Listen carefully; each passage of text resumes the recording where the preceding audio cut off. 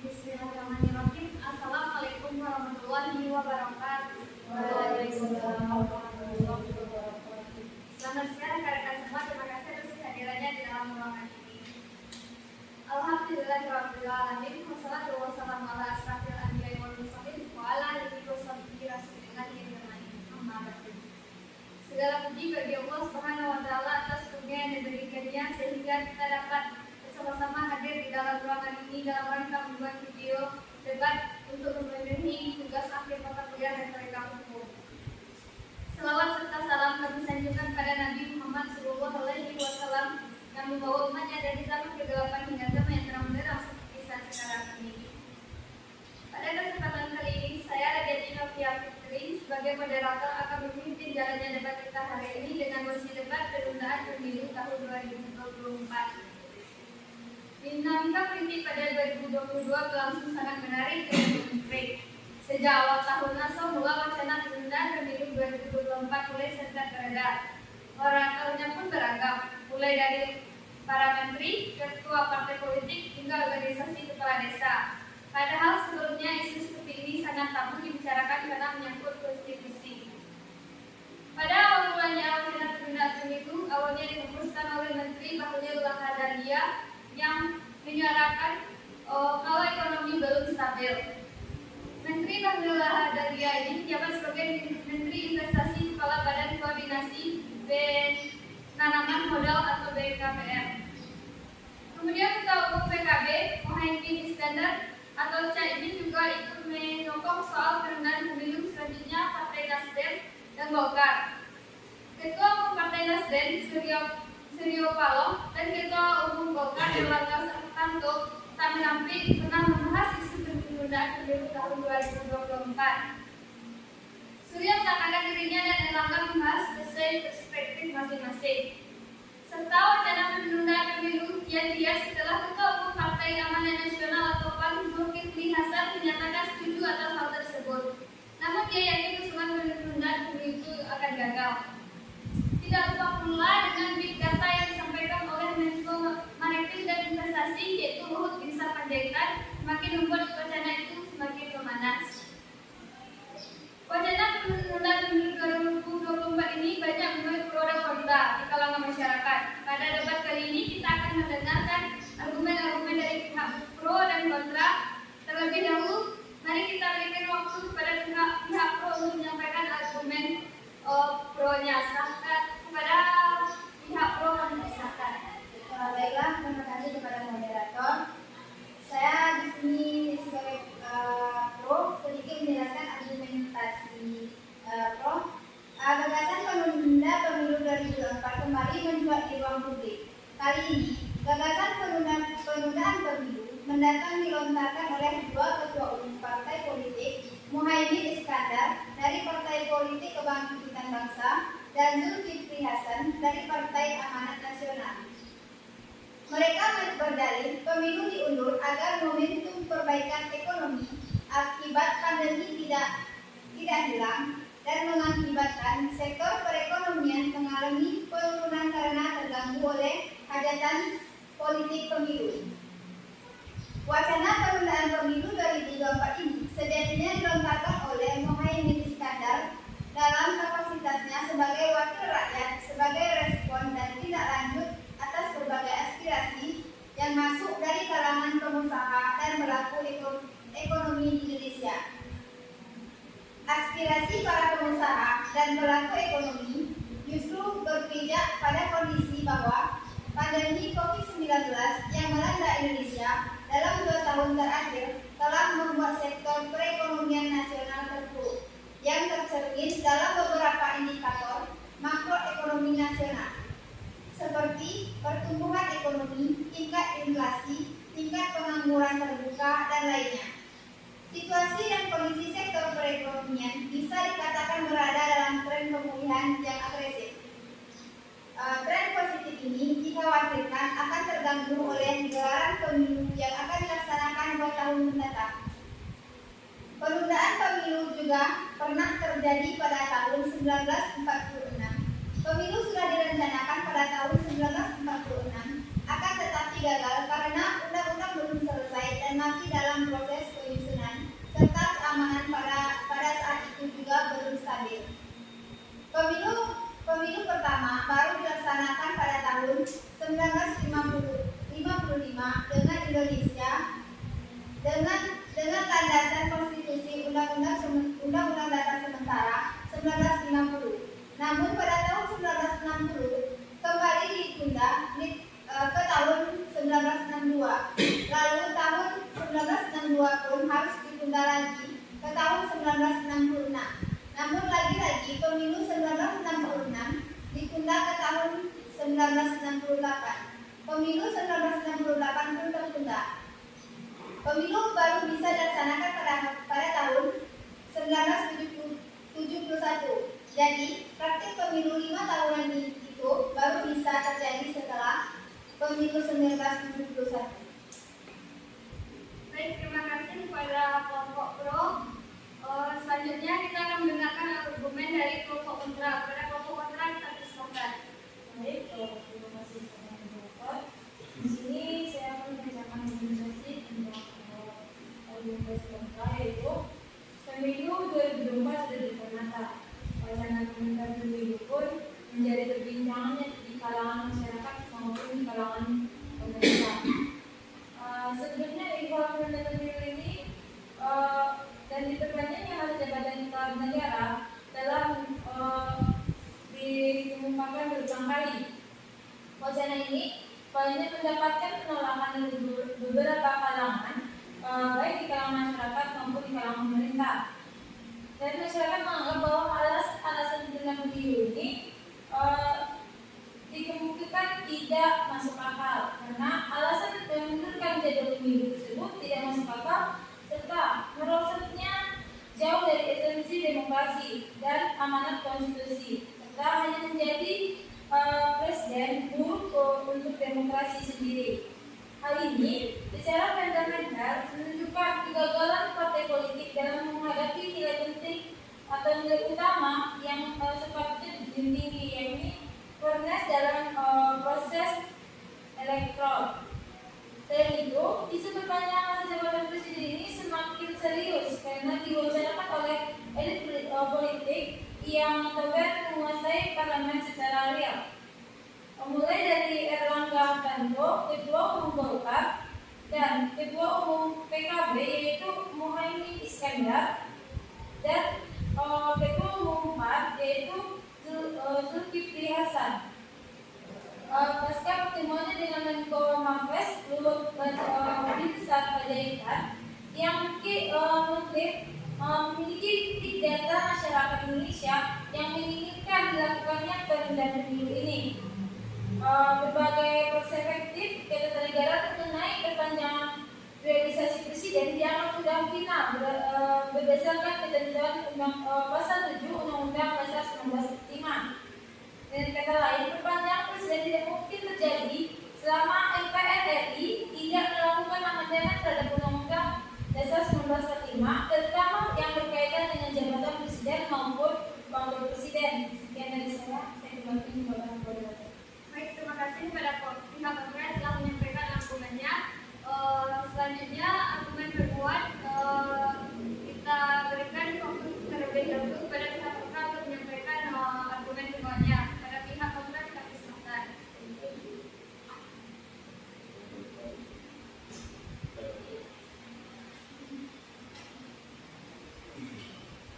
Baik, terima kasih moderator.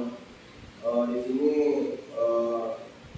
saya akan menyampaikan argumen kedua dari pihak kontra terkait dengan isu penundaan pemilu di tahun 2024 ini.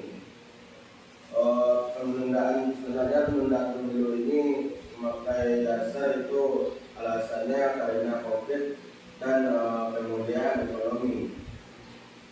Pada dasarnya itu alasan tersebut tidak mempunyai dasar yang kuat karena di tahun 2020 untuk pemilu pilkada bisa terlaksanakan. Nah, itu sebabnya alasan tersebut ditentang di berbagai kalangan. Banyak yang menolak penundaan pemilu tersebut. Ada yang dari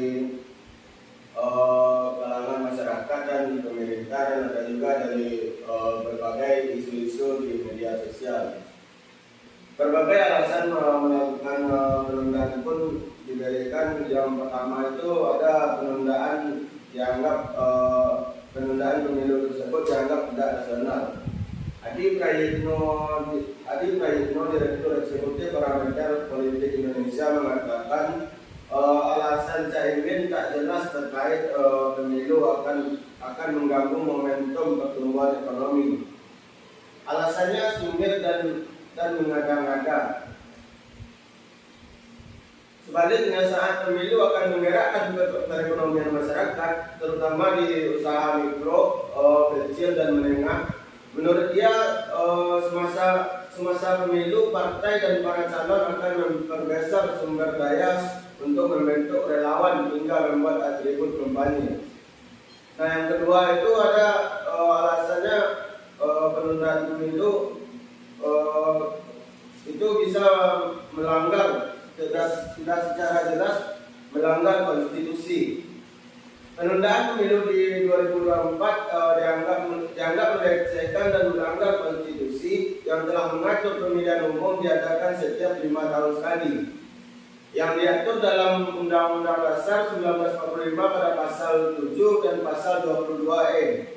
Pemilu dilaksanakan setiap 5 tahun sekali dan presiden serta wakil presiden hanya dipilih kembali untuk 1 kali masa jabatan atau 2 kali masa jabatan. Nah, yang ketiga, masih memiliki anggaran.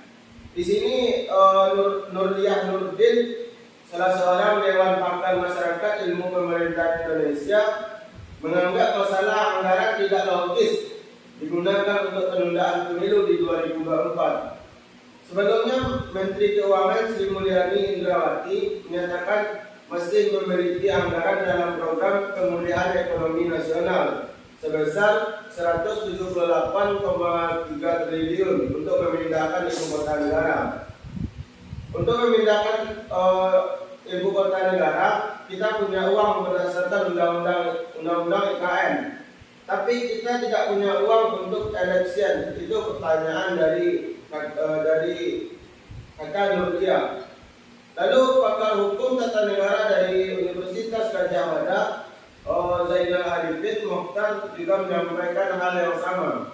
Menurut dia, alasan yang dibuat-buat para elit politik untuk membenarkan penundaan pemilu seperti pemulihan ekonomi hingga kepuasan publik terhadap kinerja Presiden Jokowi mudah sekali dibantah dan inkonstitusional. Selanjutnya yang keempat itu Pilkada 2020 terlaksana. Jika yang menjadi alasan penundaan pemilu adalah dengan adanya pandemi COVID 2019 sehingga pemilu 2024 tidak bisa terlaksana, Indonesia mampu melaksanakan 270 pemilihan kepala daerah serentak pada tanggal 9 Desember tahun 2020. Padahal pandemi di tahun 2020 sangat tinggi, akan tetapi tidak ada dilakukannya penundaan. Yang terakhir itu masyarakat menentang dilakukannya penundaan pemilu 2024. Menteri Koordinator Bidang Kemaritiman dan Investasi Luhut Binsar Panjaitan mengklaim adanya banyak aspirasi mendukung penundaan pemilu. Mungkin itu argumen penguat dari pihak kontrak. Kembalikan kepada moderator. Terima kasih. Baik, terima kasih kepada pihak kontrak telah menyampaikan argumen penguatnya. Selanjutnya kita dengarkan argumen penguat dari pihak pro. Kepada pihak pro kita persilahkan. Baiklah, saya dari pihak pro akan menyampaikan argumen penguat pembahasan kami tentang penundaan pemilu 2024. Dengan adanya pandangan dan usulan dari beberapa kalangan untuk melakukan penundaan pemilu dengan pertimbangan ekonomi sebagai argumentasinya merupakan sebuah fenomena yang wajar dalam sebuah negara yang menganut prinsip demokrasi. Artinya, hal tersebut harus dipandang dari koridor akulturasi hak warga negara yang menyatakan pendapat atau kebebasan berpendapat. Usulan penundaan pemilu dengan pertimbangan ekonomi pada dasarnya cukup rasional, mengingat dampak negatif yang ditimbulkan oleh pandemi COVID-19 selama 2 tahun terakhir, khususnya ekonomi. Pada tahun 2020, Indonesia terpuruk dalam resesi ekonomi dengan pertumbuhan ekonomi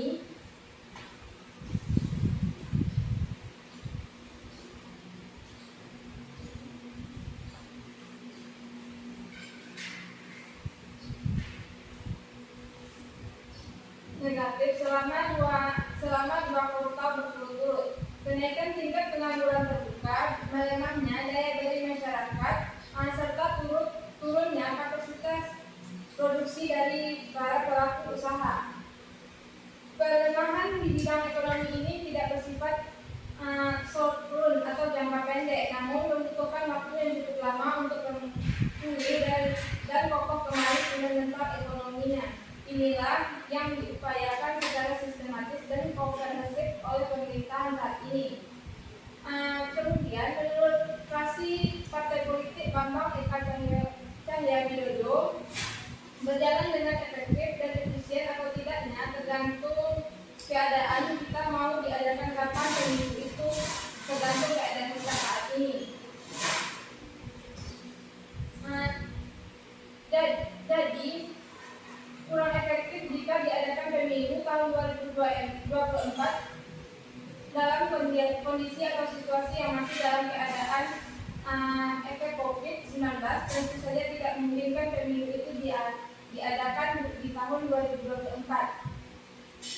Dalam penundaan pemilu 2024 diadakan karena adanya pandemi COVID-19 berdampak pada ekonomi, juga tidak hanya kepada pemilihan presiden dan wakil presiden atau lembaga eksekutif saja, tetapi juga dilakukan kepada lembaga legislatif lainnya.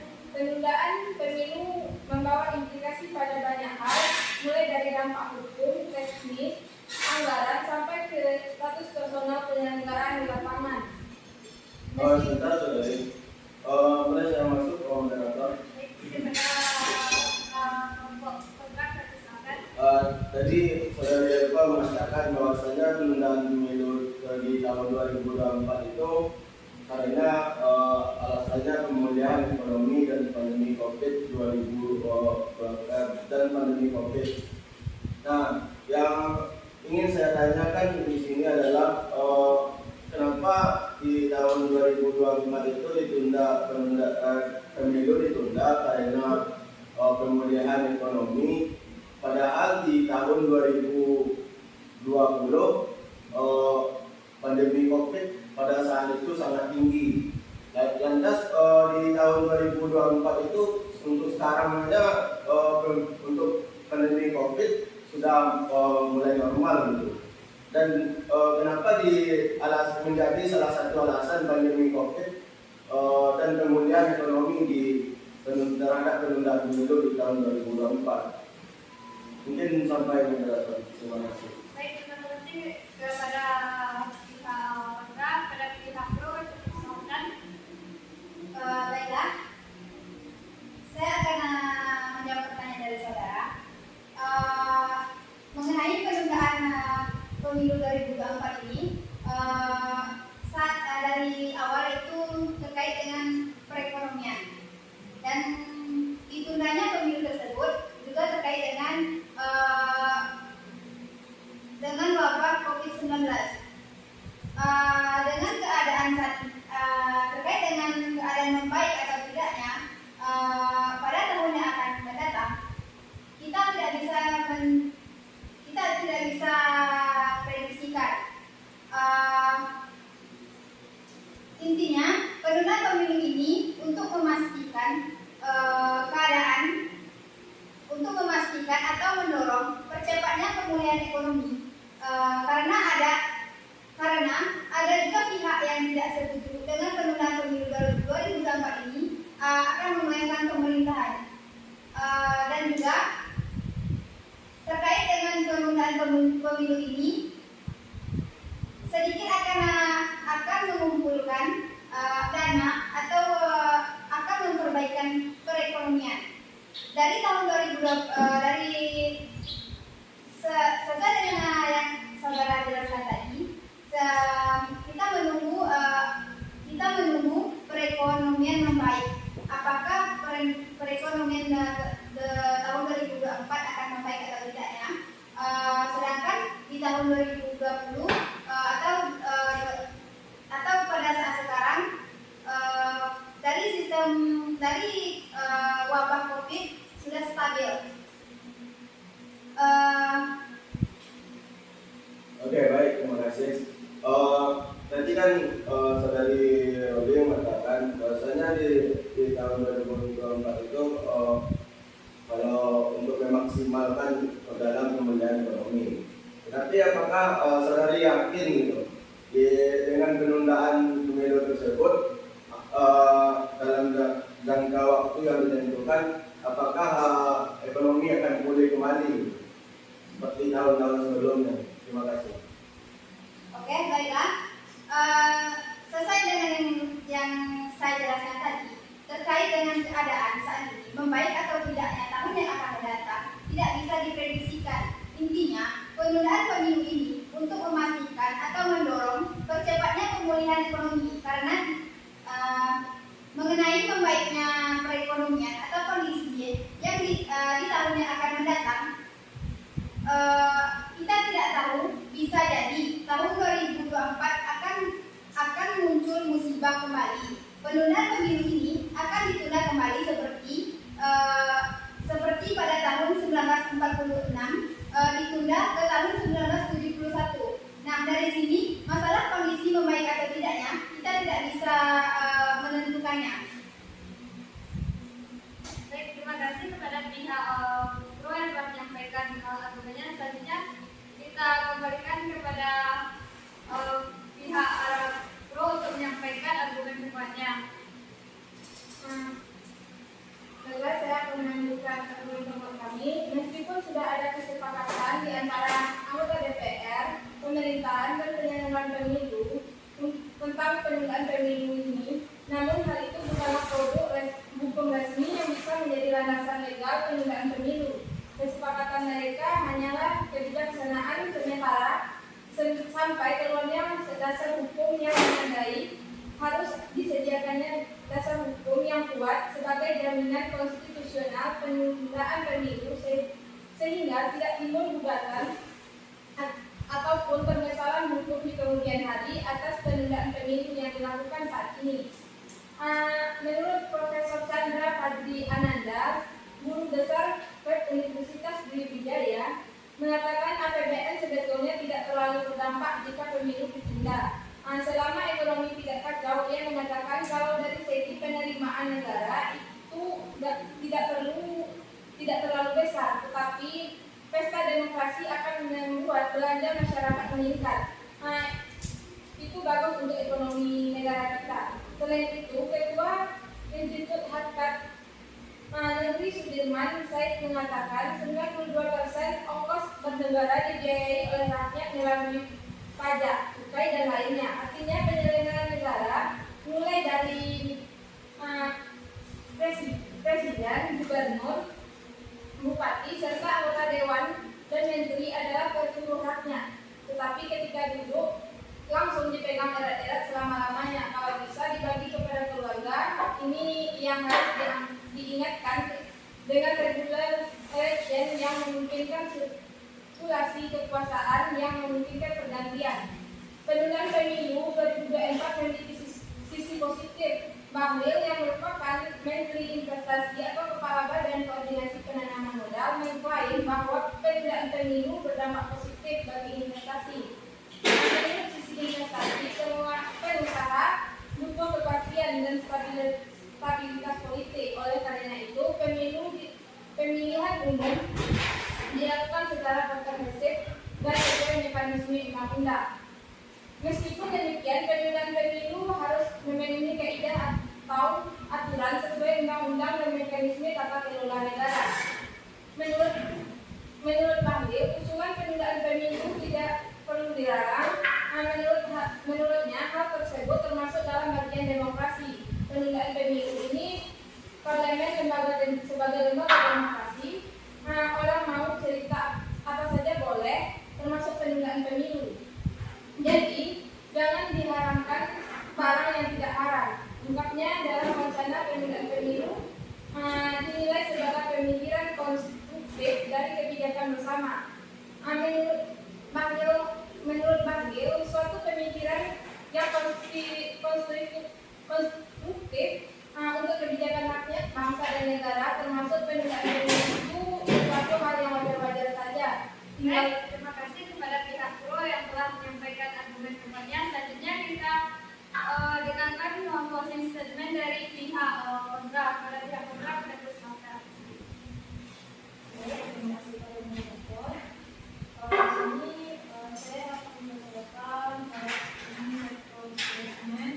dari pihak pemerintah.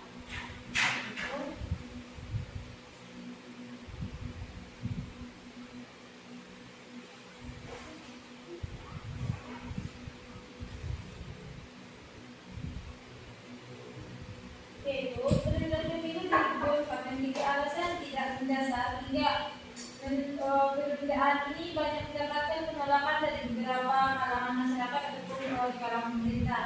Jika alasannya pandemi COVID-19 yang melanda sehingga pada tahun 2020 pada COVID-19 sedang tinggi-tingginya pilkada dilaksanakan secara serentak, bahkan 270 pemilihan kepala daerah serentak pada tanggal 9 Desember 2020. Jika masalah kemerosotan ekonomi akibat dari pandemi COVID-19 sendiri, Indonesia masih punya waktu 2 tahun sebelum dilakukannya pemilu 2024. Upaya perpanjangan periode jabatan presiden tidak bisa hanya dilakukan melalui upaya politik semata. Akan tetapi hanya dapat diupayakan apabila paling tidak melalui upaya amandemen Undang-Undang 1945 sebagai aturan dasar negara sendiri. Sekian, terima kasih. Baik, terima kasih kepada pihak Kontra yang telah menyampaikan closing statement-nya. Selanjutnya kita berikan waktu kepada pihak Pro untuk menyampaikan closing statement-nya. Kepada pihak Pro, kita persilakan. Baiklah, terima kasih moderator. Kami dari pihak Pro akan menjelaskan sedikit closing statement dari pihak Pro. Usulan penundaan pemilu 2024 dengan berbagai pertimbangan baik untuk dilakukan. Salah satu alasan penundaan adalah dengan belum stabilnya perekonomian Indonesia sebagai akibat pandemi COVID-19 yang terjadi beberapa tahun belakangan ini.